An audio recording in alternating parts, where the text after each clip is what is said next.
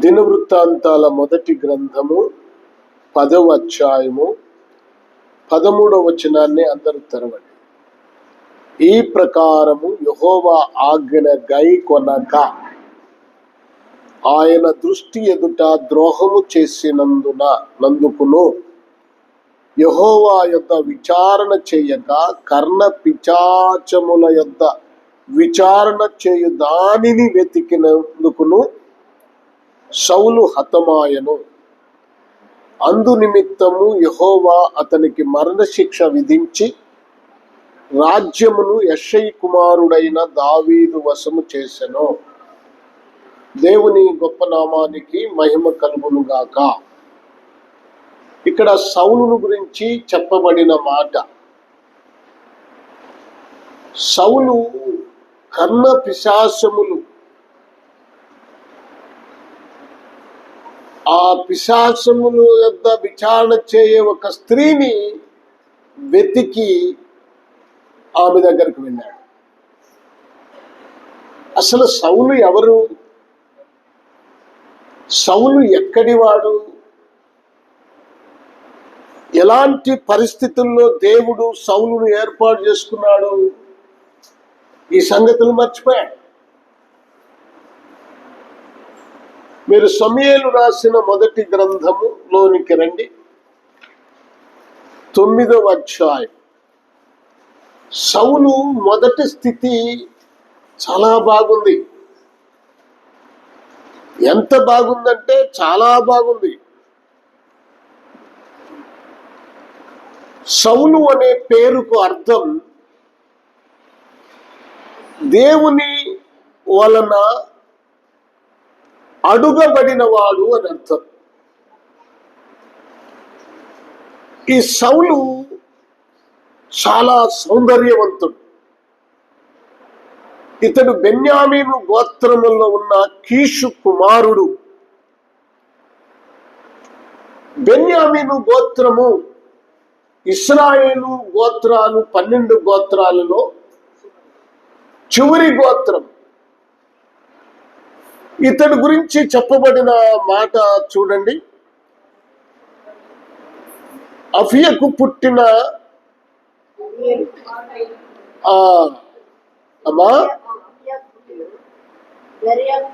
బెకోరతు కుమారుడైన షెరేకు జన్మమై అబియేలు కుమారుడకు కీషు అను బెన్యామీయుడకు నుండెను. ఈ Kishu భాగ్యవంతుడు. Kishu ఎవరంట? భాగ్యవంతుడు. ఇతడు బెన్యామీయుడు. ఇతనికి పుట్టినవాడు సౌలు. సౌలు అనే పేరుకు అర్థము దేవుని వలన అడగబడిన వాడు. ఎంత గొప్ప పేరుకు అర్థం ఉందో చూడండి. ఇతడు ఎలాంటి వాడు? మహసౌందర్యము కలిగిన వాడు సౌలు. వినండి, ఇశ్రాయేల్లో సౌందర్యం కలిగిన వాడు ఒక్కడ కూడా లేదంటే ఇలాంటి సౌందర్యం కలిగి. ఇశ్రాయేల్ మొత్తం ఆ దేశమంతా ఎతికితే 12 గోత్రాలలో సౌలు లాంటి సౌందర్యం కలిగిన వ్యక్తి ఎవరూ లేరు. అంత సౌందర్యం కలిగిన వాడు యవ్వనుడు. ఏమండి, ఆ తర్వాత ఇతను ఎలాంటి వాడంట? బహు ఎత్తరి, అందరికంటే ఎత్తు. ఇశ్రాయేలు జాతిలో, ఇశ్రాయేలీలో ఉన్న జనాంగమంతటిలో ఎత్తైన వాడు ఎవరంటే సౌలే. సౌందర్యం కలిగిన వాడు సౌలే, ఎత్తైన వాడు సౌలే. ఒక భాగ్యవంతుని కుమారుడు. ఇతడు భక్తి కలిగిన వాడు కూడా. తండ్రి గాడిదలు, గార్ధబములు వాటిని వెతకటానికి వెళ్ళిన సందర్భంలో అలసిపోయిన తర్వాత అతడు మరలా తిరిగి తండ్రి దగ్గరకు వెళ్ళటానికి బయలుదేరుతున్నప్పుడు అతడు దగ్గరున్నటువంటి ఒక పనివాడు చెప్పాడు, ఇదిగో ఈ పట్టణములో దైవజనుడు ఒకడున్నాడు, అతడు బహుగనుడు, అతడు ఏ మాట చెప్పినో ఆ మాట మనం ఎలాగ వెళ్ళాలో అది తెలియజేస్తాడు. అతని యొద్దకు వెళుదుము రండని చెప్పినప్పుడు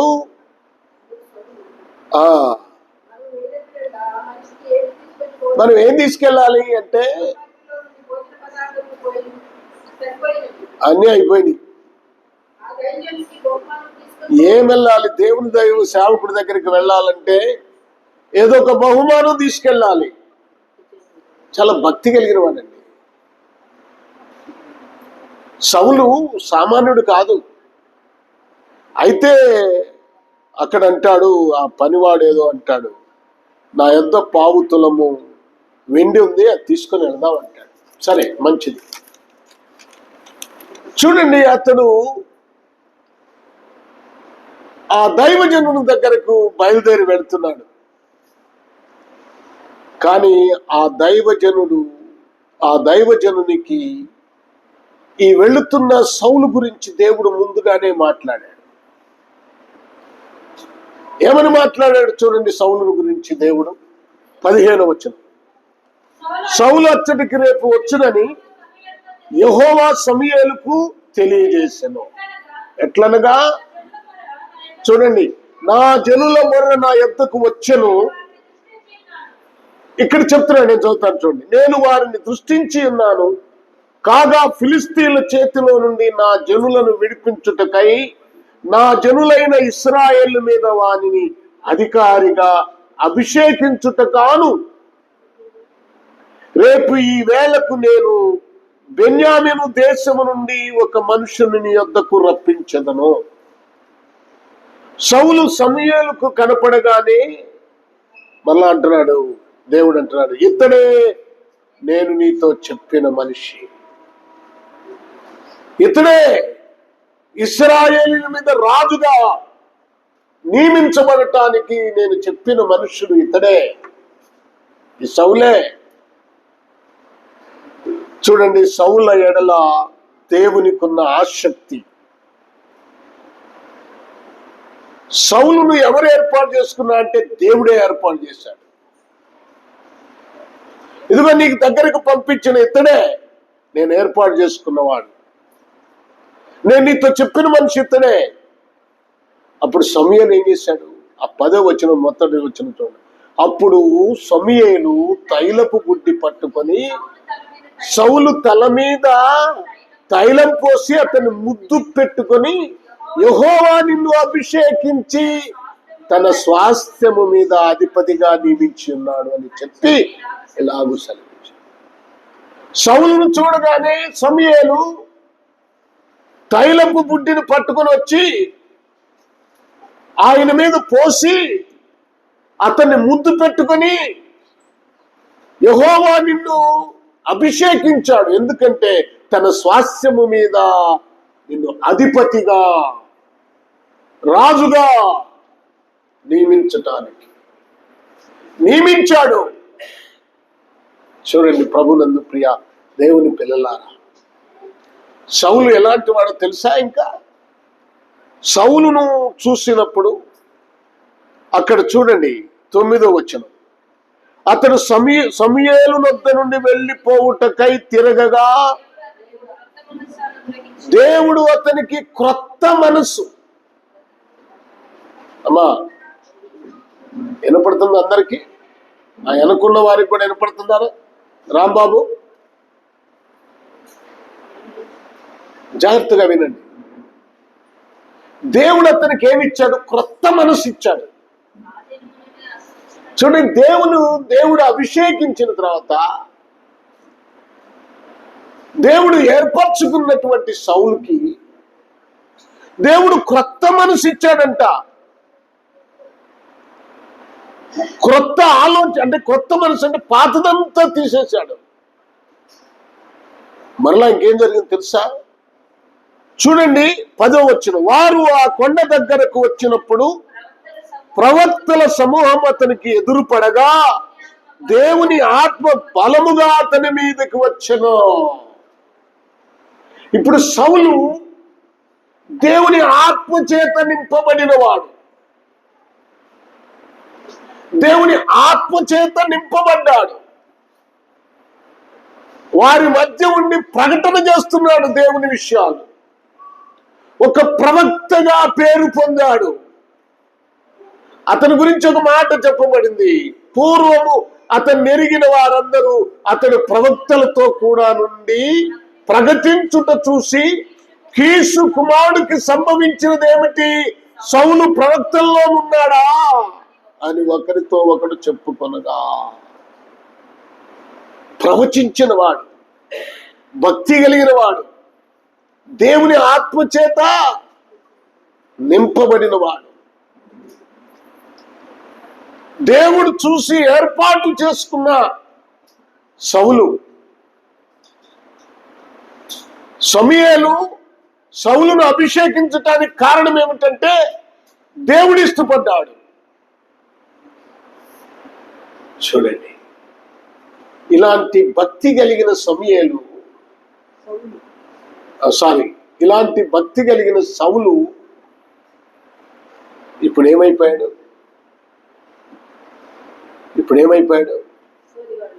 దేవుని దగ్గర విచారణ చేయకుండా ఎక్కడ విచారణ చేస్తున్నాడు? ఏమా, ఎంత భయంకరమైన పరిస్థితి. మీరు చదివారు కదా ఇందాక 10వ అధ్యాయము దినవృత్తాంతాల మొదటి గ్రంథము 10వ అధ్యాయములో ఏముంది? 13వ వచనములో కర్ణ పిచాచముల యొక్క విచారణ చేయదానిని వెతుకుతున్నాడు. తనకు కష్టం వచ్చిందని. చూడండి, చివరికి ఎంత భక్తిహీనుడైపోయాడో చూడండి. దేవుని చేత ఏర్పాటు చేయబడి, భక్తుడైన సమూయేలు చేత అభిషేకించబడి, పరిశుద్ధాత్మ చేత నింపబడి, ప్రవచనము చెప్పి, ఎంతో భక్తిగా ప్రభు దేవుని సన్నిధిలో దేవుని జనాంగము మీద రాజుగా అభిషేకించబడిన మొట్టమొదటి రాజు. ఇశ్రాయేలు దేశమునకు, ఇశ్రాయేలులకు మొట్టమొదటి రాజు ఎవరు అంటే సౌలు.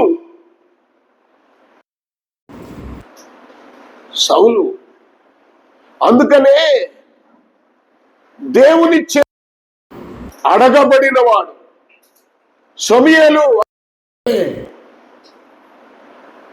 ఇలాంటి భక్తుడు, ఇలాంటి గొప్ప వ్యక్తి ఎంత భయంకరమైన స్థితికి దిగజారిపోయాడో ఒక్కసారి ఆలోచించండి. మొట్టమొదట దేవుడు కోరుకున్న లక్షణాలు ఇతనిలో ఉన్నాయి. దేవుడు ఇష్టపడే లక్షణాలు ఇతనిలో ఉన్నాయి. సౌలు చాలా తగ్గింపు కలిగిన వాడు. అరే, ఇశ్రాయేలు గోత్రముల్లో నేను ఎన్నిక లేని వాడిని, తక్కువ వాడిని.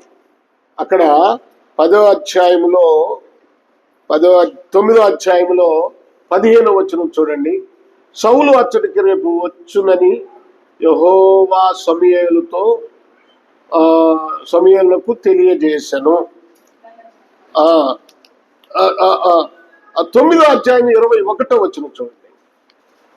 అందుకు సౌలు, నేను బెన్యామీయుడను కానా, నా గోత్రము ఇశ్రాయేలీల గోత్రములో స్వల్పమైనది కాదా, నా ఇంటి వారు బెన్యామీను గోత్రపు ఇంటి వారందరిలో అల్పులు కారా,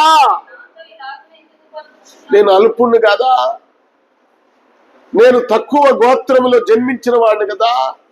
చాలా తగ్గించుకున్నాడు. అది దేవుని ఆత్మ వలన మాత్రమే జరుగుతుంది. ఇలాంటి గొప్ప విధానం ఉన్న ఈ సౌలు చూడండి చివరికి ఏమైపోయాడు, దావీదు మీద ఉన్న ద్వేషం, దావీదు తర్వాత రాజు అవుతాడనే ఒక భయంకరమైనటువంటి ద్వేషం దావీదు మీద కుట్ర చేయటం ప్రారంభించాడు. 40 సంవత్సరాలు దేవుడు ఆధిపత్యం ఇచ్చాడు కదా, 40 సంవత్సరాల తర్వాత దావీదును దేవుడు చెప్పినట్లుగా రాజుగా చేస్తే ఎంత బాగుండేది. ఇష్టపడలేదు, దావీదు రాజు అవడానికి ఇష్టపడలేదు. ప్రభునందు ప్రియులారా, ఇతడు చెడిపోయాడు, పాడైపోయాడు, దావీదును చంపటానికి కుట్ర పన్నాడు, తన రాజ్యాన్ని కాపాడుకోవటానికి రకరకాల కుయుక్తులు పన్నుతూ చివరికి ఎక్కడ కర్ణ పిచాచముల యొద్ద విచారణ చేయదాని దగ్గరికి వెళ్ళిపోయాడు గనక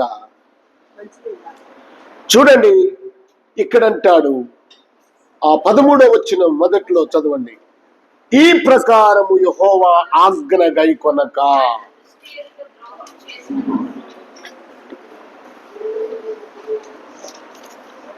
ఆయన దృష్టి అంటే దేవునికి ద్రోహం చేశాడు. ఇప్పుడు ఒక ద్రోహిగా ముద్రించబడ్డాడు. చూడండి, బైబిల్లో కొందరు ద్రోహులు ఉన్నారు.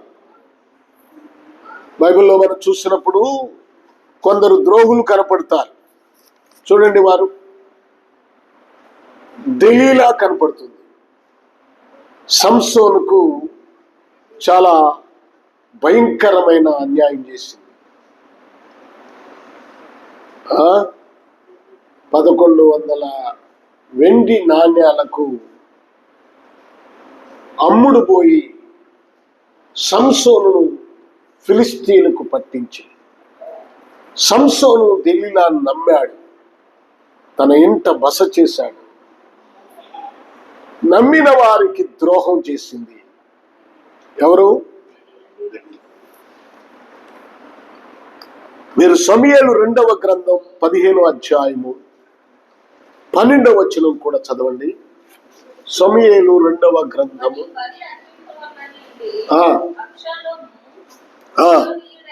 15వ అధ్యాయము 12వ వచనం.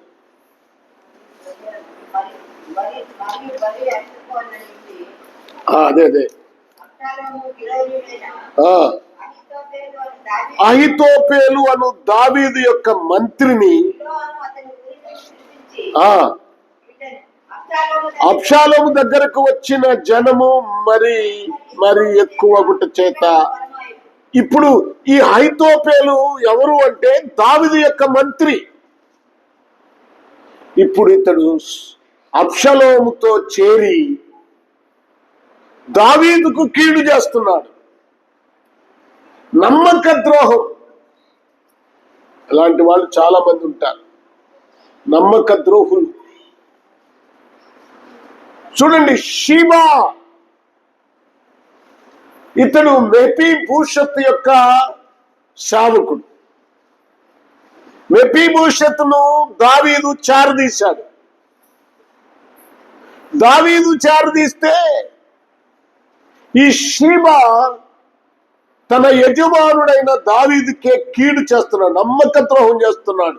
అదే 2వ సమూయేలు గ్రంథము 16వ అధ్యాయము మీరు 3వ వచనాన్ని చూడండి. 16వ అధ్యాయము 3వ వచనం. అడిగను, చిత్తగించుము, ఈవేళ ఇశ్రాయేలీలు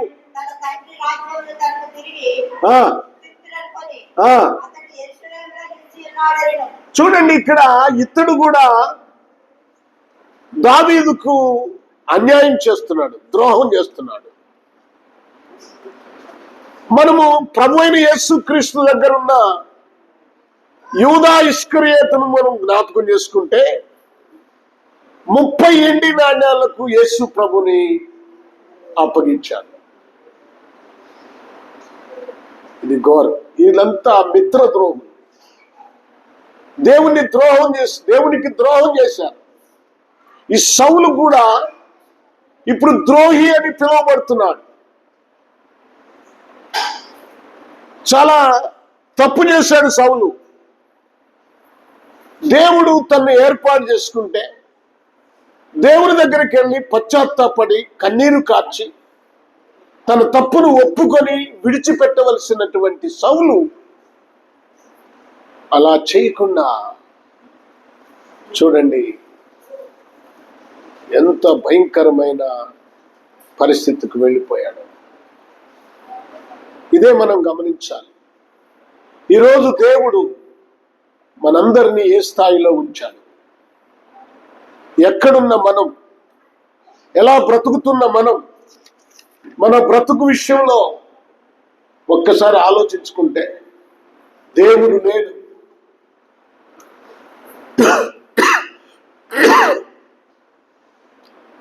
మనము దేవుణ్ణి ఎరగని అన్య జనాంగం.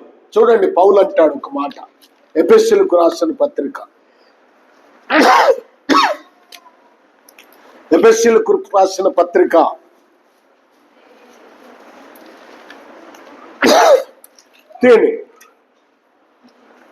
2వ అధ్యాయం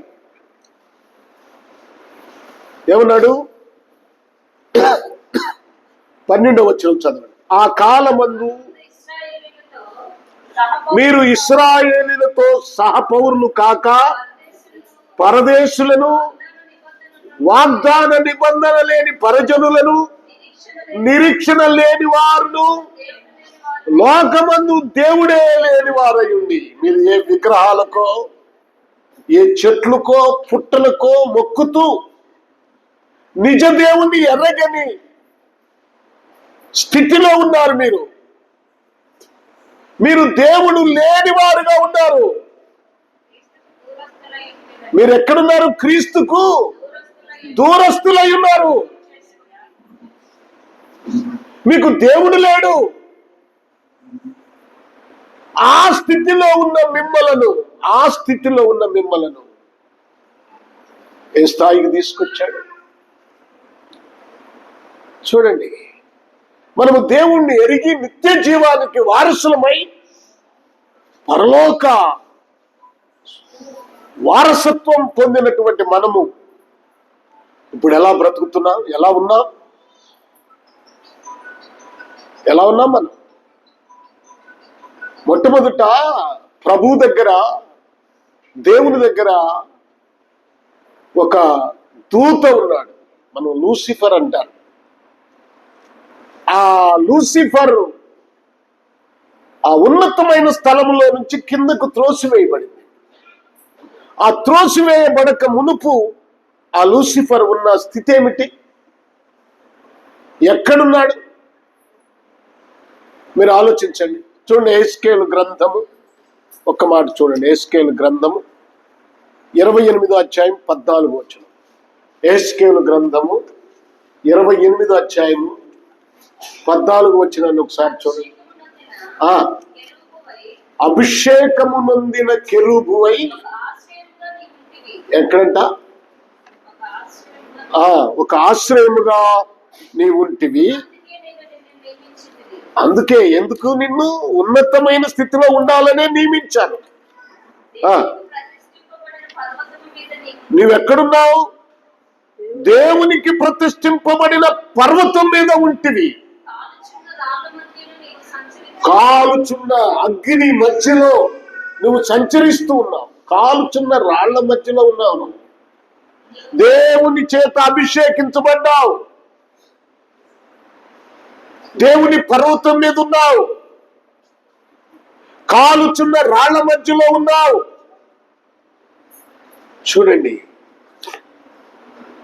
నీ యందు చూడండి, నీవు నియమింపబడిన దినము మొదలుకొని పాపము నీ యందు కనపడు వరకు ప్రవర్తన విషయంలో నీవు యథార్థంగానే ఉన్నావు. మొట్టమొదట నీవు యథార్థంగానే ఉన్నావు. అందుకే దేవుడు నిన్ను ఏర్పాటు చేసుకున్నాడు. ఒక మంచి స్థానం ఇచ్చాడు. చూడండి, అయితే నీకు కలిగిన విస్తారమైన వర్తకము చేత లోపల నీవు అన్యాయమును పెంచుకొని పాపము చేయించు వచ్చితివి. ఎప్పుడు వచ్చింది? ఎప్పుడు నీకు కలిగిన విస్తారమైన వర్తకము చేత నీ లోపలే పైకి కనపడకుండా పైకి భక్తిగానే నటిస్తున్నావు, పైకి న్యాయంగా ఉన్నట్టుగానే నటిస్తున్నావు, పైకి దేవునికి లోబడినట్లుగానే నటిస్తున్నావు. కానీ నీవు లోపల అన్యాయాన్ని పెంచుకొని ఉన్నావు, పాపము చేయించు వస్తున్నావు. చూడండి, అందుకే నీవు దేవుని పర్వతం మీద ఉండకుండా నేను నిన్ను అపవిత్ర పరిస్థితిని నీవిక అక్కడ ఉండటానికి లేదు గనుక నిన్ను నాశనము చేసి తిని. ఇప్పుడు నువ్వెలా ఉన్నా, లోపల ఎలా ఉంది, నీ అంతరంగంలో ఎలా ఉంది, నువ్వు ఆత్మీయ జీవితంలో ఎలా ఉన్నావు, ప్రతిదీ కూడా మనకు అన్వయించుకోవాలి. ప్రతిదీ కూడా. సౌలు ఒక ఉన్నతమైన స్థితిలో ఉన్నవాడని చెప్పుకున్నాడు. అతడు అభిషేకము నొందినవాడు. దేవుడు ఇశ్రాయేలు రాజ్యమంతటి మీద రాజుగా ఉంచాడు. 40 సంవత్సరాలు అధికారం ఇచ్చాడు. కానీ లోపల అతడు పాపాన్ని పెంచుకున్నాడు. దేవుని మాటకు వ్యతిరేకించాడు. దేవుడు చెప్పింది చేయలేదు. అమాలేకీయుల మీదకెళ్ళి అమాలేకీయులు చంపేయమన్నాడు, చంపేయలేదు. వారి దగ్గర ఉన్న మేలైన వాటిని దోసుకొచ్చుకున్నాడు. ఎందుకు వచ్చి తీసుకొచ్చావంటే బలి అర్పించటానికి అన్నాడు. బలి అర్పించుట కన్నా దేవుని మాట వినటం ముఖ్యం. అదే శ్రేష్టం. దేవుని మాట వినాలి. నువ్వు ఎంత చేసినా ఏమిచ్చినా దేవుని మాట వినకపోతే ప్రయోజనం ఏముంది? నువ్వు చాలా ప్రార్థన చేస్తావు, మంచిదే. చాలా విశ్వాసం ఉందనుకుంటావు, మంచిదే. ఆరాధన చేస్తావు, పాటలు పాడుతావు, అన్ని చేస్తావు, కానీ దేవుని మాట వినవు. దేవుని వాక్యానికి లోబడవు. సౌలు చేసిందదే. ఈ లూసిఫర్ దేవుని దగ్గర ఉన్న ఈ దూత, ఈ కెరూబు కూడా చేసిందదే. చూడండి, నమ్మక ద్రోహులు. దేవుడు నిన్ను నమ్మి కదా గొప్ప రక్షణ అనుగ్రహించింది. నీ మీద ఎన్నో ఆశలు పెట్టుకొని కదా నిన్ను రక్షించింది. నీకు దేవుడు ఎందుకు రక్షణ ఇచ్చాడు? ఆయన మాట వింటున్నావా? ఆయనకు లోబడుతున్నావా? చూడండి, ప్రభునందు ప్రియ దేవుని పిల్లలు, ఒక్క మాట చూపిస్తాను మీకు. చూడండి, మనందరికి బాగా తెలిసిన మాట. ఎఫెసీయులకు రాసిన పత్రిక 5వ అధ్యాయము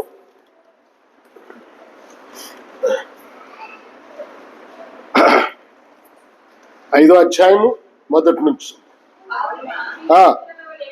కావున ప్రియులైన పిల్లల వలె దేవుని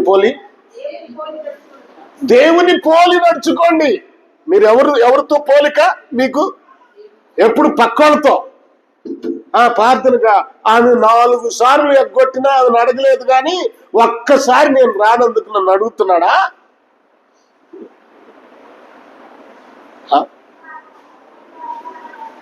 ఎందుకు అడుగుతారు? ఆమె 4 సార్లు ఎగ్గొట్టింది. ఆమె సంగతి నీకెందుకు? నీ సంగతి చూసుకో. ఆమె దేవునికి బాగా శత్రువు అయిపోయింది, పాడైపోయింది. అతడు పాడైపోయాడు. పాడైపోయిన వాడితో నువ్వు పోల్చుకుంటావు ఎందుకు? దేవునికి దూరమైన వాడితో నువ్వు పోల్చుకుంటావు ఎందుకు? మనుషులతో నువ్వు పోల్చుకోలేని. చెప్పండి, ఎవరితో పోల్చుకోవాలి? చూడండి, పిల్లల దేవుని పోలి నడుచుకోనండి. దేవుని పోలి, ప్రభువును పోలి నడుచుకోండి. ప్రభు చెప్పినట్లుగా నడుచుకోండి. కొంతమంది వ్యక్తులు వాక్యాన్ని మార్చేస్తున్నారు. చెప్పాల్సిన రీతిగా చెప్పట్లేదు. వాళ్ళెవరో చెప్పారు, అంతలో గొప్ప ఆయన చెప్పాడు. అన్ని వేల మంది సంఘమున్నాయని చెప్పాడు. ఆయన చెప్పాడు. ఆయన చెప్పేది దేవుడా? వాడు దుష్టుడై దుర్లాభమును ఆశించి సాతానుడు డబ్బు, ఆ ధనము అనే ముసుగు వేసి అతన్ని అల్లాడిస్తూ ఉన్నాడు. సాతానుడు వాడుకుంటున్నాడు. సాతానుడు అతను చెప్పే మాటలా నీకు ముఖ్యం? బైబిల్లో చెప్పే మాటలా? దేవుని వాక్యమా నీకు ముఖ్యం? ఆలోచించండి. ఏ మాటలు ముఖ్యం నీకు? ఏమనుకుంటున్నావు నీవు? ప్రభునందు ప్రియా దేవుని పిల్లలారా, జ్ఞాపకం చేసుకుందాం. మనం ఎవరితో పోల్చుకోవాలి? దేవుడు. యేసు ప్రభు ఏం చెప్పాడు నీకు? వాక్యం ఏం చెప్తుంది? సత్యం. చూడండి, దేవుని పోలి నడుచుకొనుడి, క్రీస్తు మిమ్మును ప్రేమించి. ఏం చేశాడు దేవుడు? నిన్నేం చేశాడు దేవుడు? నీకేం? క్రీస్తు మిమ్మును ప్రేమించి. ఎవరిని ప్రేమించాడండి? ఎవరిని ప్రేమించాడు? దేవుడు నిన్ను ప్రేమించాడు. ఎఫెసీ సంఘంతో చెప్తున్నాడు. ఎఫెసీ సంఘం అంటే ఒక అన్యులు. వాళ్ళు యూదులు కాదు. వాళ్ళు మనకులాగా అన్యులు, మనకులాగా మొదట విగ్రహారాధికులు, మనకులాగా దేవుణ్ణి ఎరగని వాడు. అలాంటి వాళ్ళను దేవుడు వారి మీద కనికరించి వారికి దేవుడుగా ఉండి వారిని రక్షించాడు. రక్షించిన వారితో దేవుడు మాట్లాడుతున్నాడు. మిమ్మల్ని ప్రేమించి, పౌలు అంటున్నాడు, మిమ్మల్ని ప్రేమించాడయ్యా. ఇశ్రాయేలు మీద లేని ప్రేమ మీ మీద ఎక్కువగా కనపడుతుంది నాకు ఇప్పుడు. మీరు దేవుడు లేకుండా బ్రతుకుతున్న మీకు దేవుడు దొరికాడు. మిమ్మల్ని ఆయన ఎంత ప్రేమించాడు?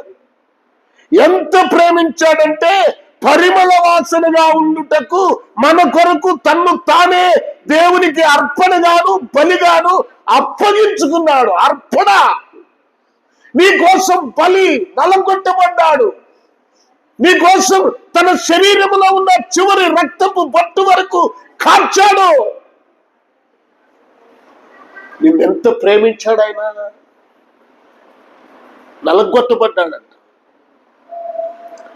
చూడండి, బలిగాను అప్పగించుకున్నాడు. బలిగాను అర్పించుకున్నాడు. ఎంత గొప్ప కార్యమో ఒకసారి ఆలోచించండి. నీ కొరకు ఎంత గొప్ప త్యాగం చేశాడో ఆలోచించండి. అసలు మీకు గుర్తుందా అది? ఏమనుకుంటున్నారు మీరు? చూడండి, మేము చాలా మంది అయ్యో మాకు ఇంకెందుకులే ప్రార్థన, మాకు ఎందుకులే అయ్యా. ఏది? ఏదన్నా చిన్న విషయం జరగకపోతే అసలు నీకు జరిగిన సంగతిని అర్థం చేసుకున్నావా? దేవుడే నీ కొరకు బలి అయ్యాడని అర్థం చేసుకున్నావా? దానికోసం నువ్వు ఎంత లోబడాలి? చిన్న కష్టం రాగానే, చిన్న నష్టం రాగానే దేవుణ్ణి వదిలిపెట్టి దూరంగా వెళ్ళిపోతావా? సద్భక్తితో బ్రతకను ఉద్దేశించిన వారు హింస పొందుతారు. భక్తిలో ఉంటే హింస అనుభవించాలి మనం.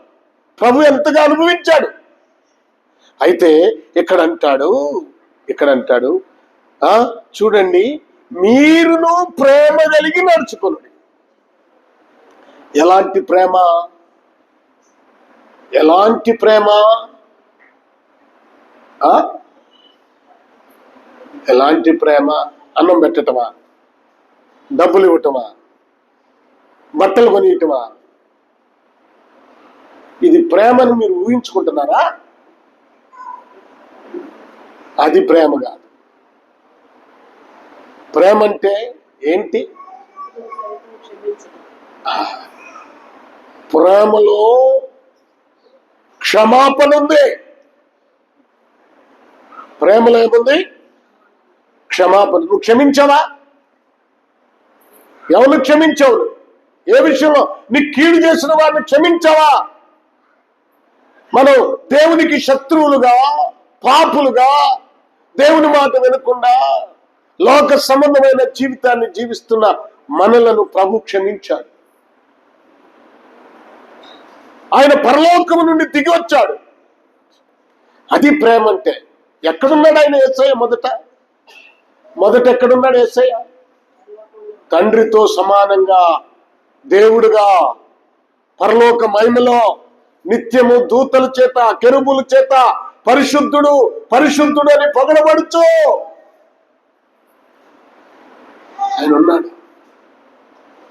ఆయన ఉన్నాడు. అంత గొప్ప దేవుడు. అది ఆశ్చర్యం కదా. నిన్ను నన్ను ప్రేమించి వదిలేసి మన కొరకు తను తాను త్యాగం చేసుకుని వచ్చాడు ఇక్కడికి.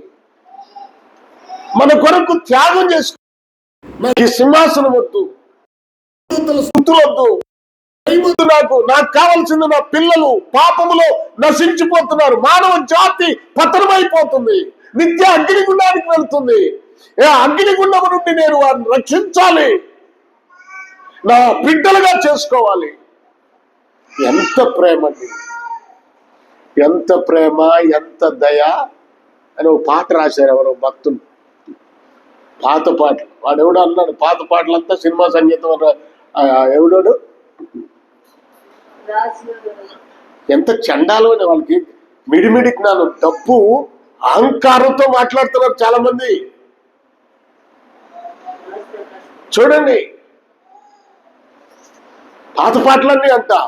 ఆంధ్ర క్రైస్తవ గీతాలంటే ఎంత కన్నీరుతో రాశారు, ఎంత ఉపవాసం ఉండి రాశారు, ఎంత ప్రలాపిస్తూ రాశారు. చూడండి ఎంత ప్రేమ, ఎంత దయ నీది యేసయ్య. అసలు దానికి ఎలా కట్టగలమా? నీ దయని ఈరోజు ఏదైనా సాయం చేసి రేపు మళ్ళీ వెళ్తే మనం చేసి అతను పొద్దుగూకులు మేము యాడ్ చేస్తాం. కానీ యేసు ప్రభు అలా చేయాలి. ఆయన సమస్తము ధారపోశాడు. ఆయన రక్తాన్ని ధారపోశాడు. అలాంటి దేవుడు. చూడండి ఏమంటున్నాడు, అర్పణగా బలిగా అప్పగించుకొని అలాగునే మీరును ప్రేమ కలిగి నడుచుకోండి. దేవుని మాటది. మీ ఇష్టం వచ్చినట్టు నడుచుకోవటానికి లేదు, మీరు కూడా అలాగే ప్రేమ కలిగి నడుచుకోవాలి. ప్రేమ కలిగి నడుచుకోవాలి. మన స్థాయి ఒక్కసారి ఆలోచించుకోండి.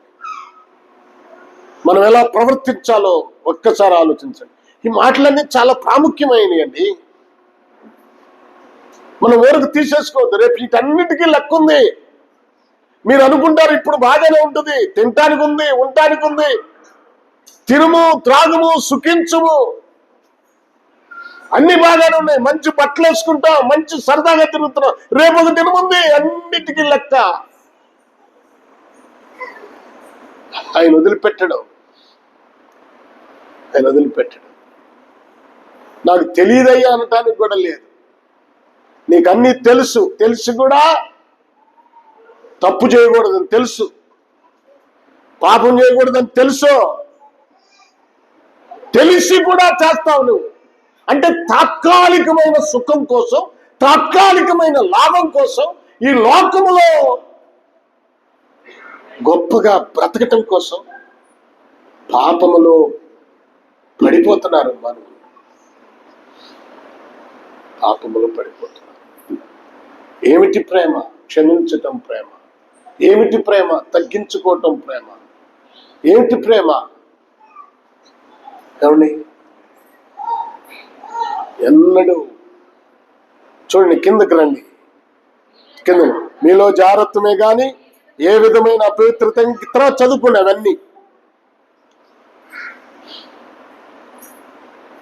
అసలు అందులో ఉన్నాయి. ఒక్కటి నా దగ్గర లేదయ్యా అని మీరు కాగితం మీద రాసుకోండి. ఒక్కొక్కటి. జాగ్రత్తం లేదు, లోభత్వం లేదు.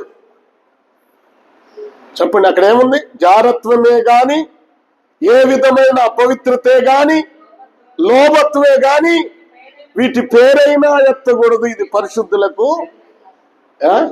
ఈ లేవా మీ దగ్గర? జారత్వం లేదా?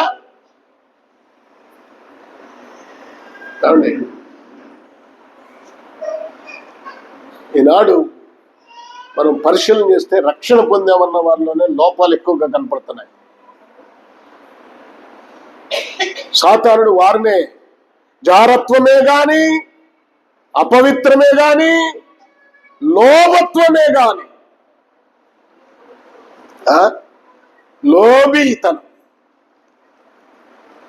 లోబి అంటే జాగ్రత్త చేసుకోవటం లోబితనం కాదండి. కొంతమంది అంటారు డబ్బులు ఖర్చు పెట్టండి రా, చాలా లోబి ఇవ్వడు రా. డబ్బులు ఖర్చు పెట్టకపోతే లోబి కాదు, భద్రం చేసుకోవచ్చు. అంటే దేవుని పనికి సహకరించకపోవటం లోబితనం. దేవునికి ఇవ్వవలసినంత ఇవ్వకపోవటం లోబితనం. ఇందాక సౌలు ఏమన్నాడు? మనం ఆ దైవజనుడి దగ్గరికి వెళ్తానికి మన దగ్గర ఏమీ లేదుగా. ఎలా ఉందంటే, పనివాడు నా దగ్గర వెండి ఉందయ్యా, దాన్ని తీసుకొని వెళ్దామంటే అప్పుడు ఆ సౌలు సంతోషంగా బయలుదేరి వెళ్ళాడు. లోభితత్వం ఉండకూడదు. దేవుని పనికి, దేవునికి ఇవ్వటానికి, దేవుని పని జరుగుతున్నప్పుడు లోభత్వమే గాని ఇటు పేరెత్తు. తర్వాత 4వ వచనం చదువు. కృతజ్ఞత వచనమే మీరు ఉచ్చవలను గాని మీరు బూతులైనను. మీ నోట ఏముండకూడదు? ఏముండకూడదు? అరే ప్రభు బల్లలో పాలు పంపులు పొందుతూ బూతులు తిడుతున్నావంటే, ప్రభు బల్లలో పాలు పంపులు పొందుతూ పోకిరి మాట మాట్లాడుతున్నావంటే, ప్రభు బల్లలో పాలు పంపులు పొందుతూ సర్సోక్తులు ఈ నోటితోనే. చూడండి, ఇవి మీకు తగవయ్యా. మీరు దేవుని పిల్లలయ్యా. దేవుని రక్తం చేత, అమ్మా మీరు దేవుని రక్తం చేత కడగబడిన వారమ్మా. మీరు ఈ లోక సంబంధులు కాదు, మీరు పరలోక సంబంధులు. మీరుండే స్థలము వేరు. చూడండి, మనలో ఒక ఉన్నతమైన స్థానంలో సౌలుని ఇశ్రాయేలీయులందరికీ రాజుగా చేసినట్లుగా నిన్ను నన్ను కూడా మీరు రాజులైన యాజక సమూహము. చీకటిలో నుండి వెలుగులోనికి పిలువబడ్డవారు మనం. ఏ వెలుగది? ఆశ్చర్యకరమైన వెలుగంట. వెలుగులో కూడా ఆశ్చర్యం ఉంటుందా? ఆశ్చర్యకరమైన వెలుగులోనికి, ఆశ్చర్యకరమైన రక్షణ. అసలు నాకేంటి రక్షణ? ఏంటి? నేనేంటి త్రాగుబోతుని? నేనేంటి దొంగని? నేనేంటి వ్యభిచారిని? నేనేంటి మోసగాడిని? నాకు రక్షణ? ఇది నమ్మశక్యంగా లేదే. అతడు మారాడా? అదే ఆశ్చర్యకరమైన వెలుగు. ఆశ్చర్యం. విగ్రహాలకు పూజిస్తూ, విగ్రహాలకు నైవేద్యం పెడుతూ, విగ్రహాలను ఆరాధిస్తూ, విగ్రహాలను మోస్తూ బ్రతుకుతున్న మాలాంటి వారి జీవితానికి ఆశ్చర్యం కదా ఆ వెలుగు, ఆ రక్షణ.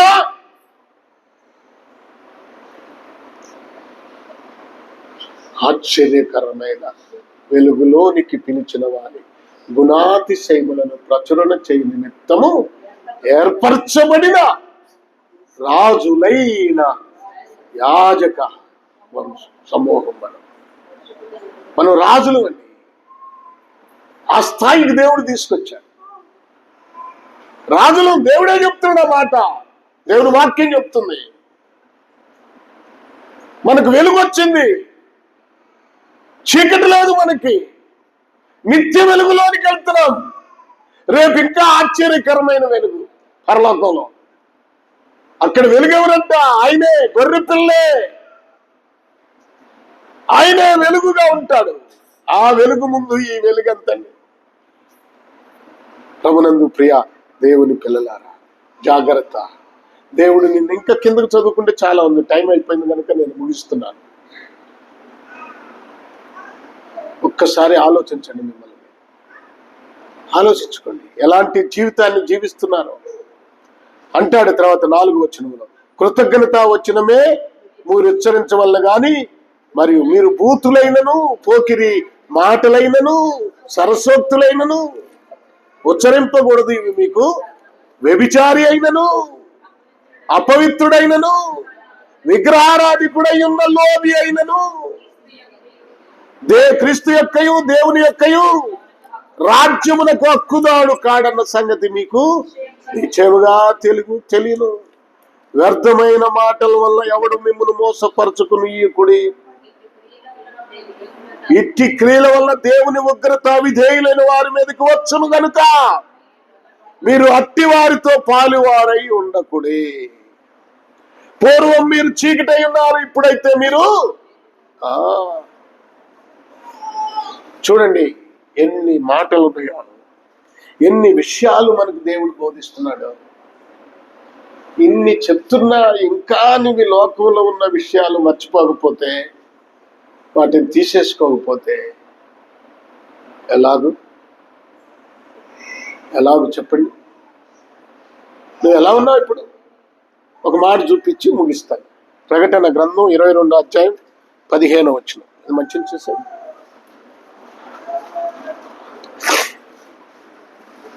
లేదా? చూడండి, ప్రకటన గ్రంథం 22వ అధ్యాయం ఉందా? మరి 15వ వచనం చదవరా? ఏంటంట?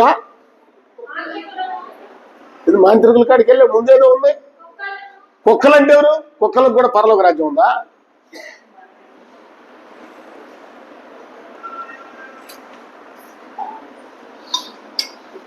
కుక్కలు అంటే ఎవరండి?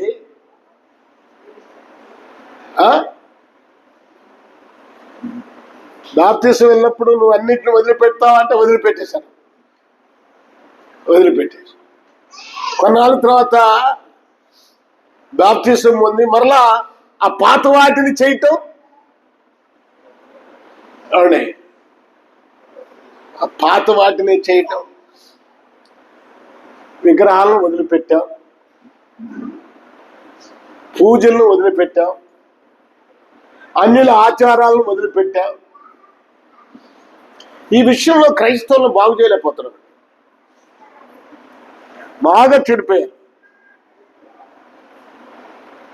ఈ విషయంలో రేపు నేను చెప్పాలి, రేపు మీరు చాలా దేవుని దగ్గర లెక్కప్ప చెప్పాలి. నేను చెప్తున్నాను, మరీ చెప్తున్నాను. ప్రభువా నువ్వు చెప్పమన్నావు కనుక చెప్తున్నాను. వారు వినినను వినకపోయినను నువ్వు వాళ్ళకి చెప్పు. ఆ మాటలో చెప్పమన్నాడు. వాళ్ళు వినరు ప్రభు అని నాకు చెప్పొద్దు. నువ్వు వినినా వినకపోయినా చెప్పు అంటున్నాడు. ఏసుకెళ్ళనా ఉంది. వారు వినినా వినకపోయినా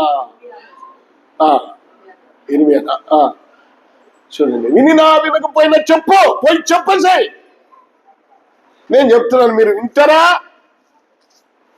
మీకు మేలు, వినకపోతారా మీకు కీడు. రేపు అన్యుల ఆచారాలు మాత్రం మనం వదిలిపెట్టాం,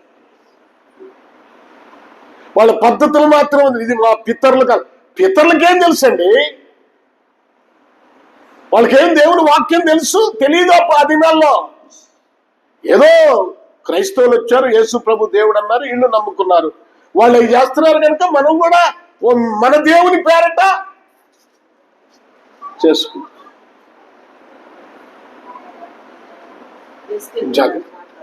ఎస్కేల్తోనే మాట్లాడతారు. 2వ అధ్యాయమా? 2వ అధ్యాయం. మీరు ఇంటికి వెళ్ళి చదువుకోండి.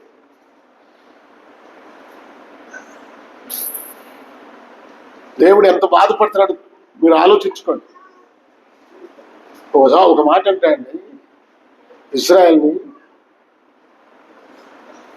పూలు పెట్టుకొని ఆభరణాలు ధరించుకొని ప్రశస్తమైన నా వస్త్రాలను ధరించి ఆ వస్త్రాలను ఆ చెట్టు కింద పరిచి దాని మీద పండుకొని వచ్చుచు పోవుచున్న వాడితో వ్యభిచారము చేస్తున్నారు మీరు. ఎంత బాధ వస్తే ఆ మాట అన్నాడు దేవుడు. ఇశ్రాయేలులారా, మీరేం చేస్తున్నారు? ప్రశస్త వస్త్రాలు, ఆ వస్త్రాలు మీరేం చేస్తున్నారు? కింద పరిచి దాని మీద మీరు పండుకొని వచ్చుచూ పోవచ్చున్న వాడితో వ్యభిచారం చేస్తున్నారా మీరు? అంటే దాని అర్థం ఏంటి? జాతి నిజదేవుడైన యెహోవాను గాక అన్య దేవతలను పూజిస్తూ వ్యభిచారం మీరు ఎలా చేస్తున్నారు? కనపడ్డ వాడినల్లా మోహిస్తున్నారు అంటాడు ఒక చోట. ఇవన్నీ వింటుంటే కడుపు తరుక్కుపోతా ఉంటుంది. దేవుడు చేసిన మేలులకు కృతజ్ఞత లేకుండా ఈరోజు విశ్వాసులు కూడా అంతేనండి. ఆయన చేసిన రక్షణ, ఆయన ఇచ్చిన అంత గొప్ప ఆ భాగ్యాన్ని వదిలిపెట్టి అపవిత్రమైన, మలినమైన, దేవునికి హేయమైన కార్యాలు చేస్తానే ఉన్నారు.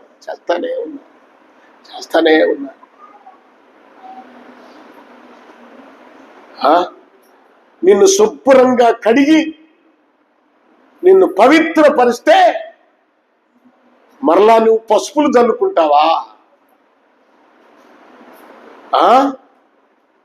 మరలా నీవు వసంతాలు ఆడతావా?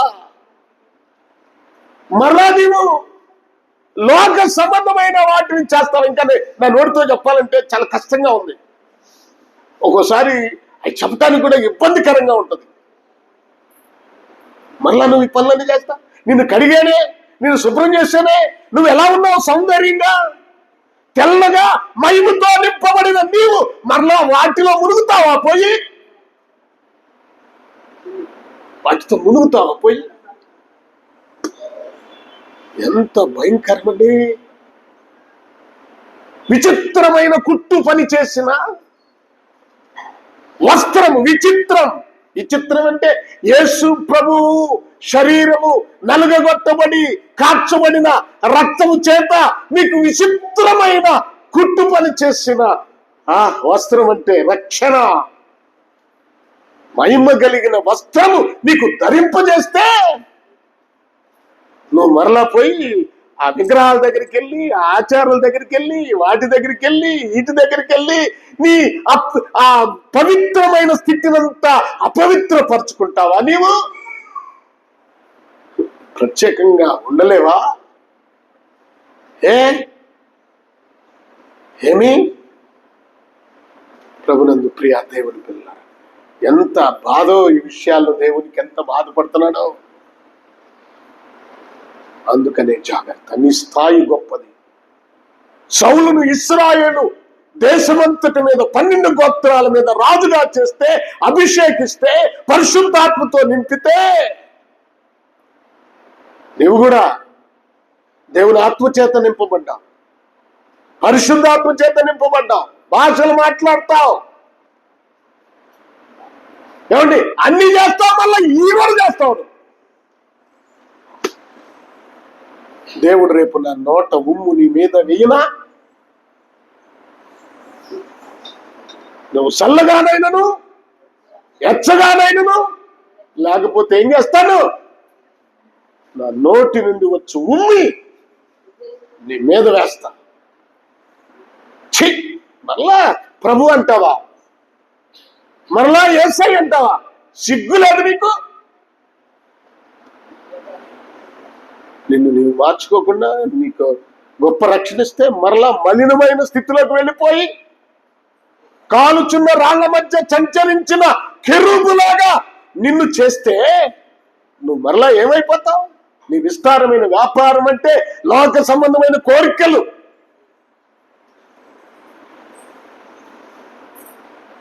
ఏదో వస్తుందని నువ్వు అనుకున్నావు, నేను ఇక్కడేదో సాధిస్తున్నానని. ఏం లేదు, చివరికి నిత్య నరకమే. ఇప్పుడైనను సమాధాన సంబంధమైన సంగతులు విని నిన్ను నీవు బాగు చేసుకుంటే నీకు మేలు.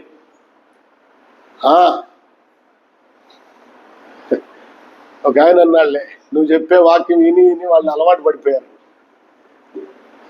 ఇంకా ఆ మాటలకేమి స్పందన రాదు, హృదయం బండలైపోయినాయి. విన్న తర్వాత ఎప్పుడు చెప్పిన ఇదేగా, ఆయన ఎప్పుడు చెప్పిన ఇదే కదా. నీకేం చెప్తాడు ఆయనకి? ఇంకేమొచ్చు? మమ్మల్ని ఏమన్నా కవియగలరా, నవ్వగలరా? మా గురించి ఏమన్నా మేము సంతోషంగా తృప్తి పడే వాక్యం ఏమన్నా చెప్పగలడా అని అనుకుంటున్నారా? అంతే కదా మీ ఉద్దేశాలు. ఒక నవ్వు లేదు, ఒక కవింపు లేదు. అదే జోక్ అంటే నవ్వులు, ఏమి లేకుండా ఏందో ఎప్పుడు ఏ మాటలు. నన్ను దేవుడు చెప్పమంది అయ్యే కనుక ఇప్పుడైనను సమాధాన సంబంధమైన సంగతులు విని నిన్ను నీవు మార్చుకుంటే నీకు మేలు. లేకపోతే నీ శత్రువైన సాతానుడు నిన్ను నిత్య అగ్నిగుండంలోనికి లాక్కెళ్తాడు, నెట్టుకెళ్తాడు. జాగ్రత్త. శ్రేష్టమైన సాగిస్తే చెవులకి చూడండి, ఆ స్థాయిని పోగొట్టుకొని దేవునికి శత్రువులైన ఫిలిస్తీన్ల చేతిలో హతమార్చబడ్డాడు. శ్రేష్టమైన స్థాయిస్తే దేవునికి శత్రువైన సాతాను చేతిలో హతమార్చబడకుండా నువ్వు దేవునికి ఒక మంచి విశ్వాసిగా, ప్రమిదగా, మహిమ కలిగిన బిడ్డగా జీవించి ఆయనతో కూడా పరలోకములోనికి వెళితే నీకు మేలు. అదే ఆశీర్వాదం. దేవుడి మాటలు మనందరి కొరకు ఆశీర్వదించును గాక. తలలు వంచండి, ప్రార్థన చేసుకుందాం. దయచేసి అందరి తలలు వంచండి. కొద్ది నిమిషాలు దేవుని స్తుతించండి. ప్రభువా, నన్ను క్షమించు నాయనా, నేను బలహీనురాలనయ్యాను. నన్ను దిద్దుకుంటాను, నీ వాక్యముతో దిద్దుకుంటాను, నీ వాక్యపు వెలుగులో ఉంటాను. ప్రభువా, ప్రార్థన చేయండి. Praise the Lord. హల్లెలూయా.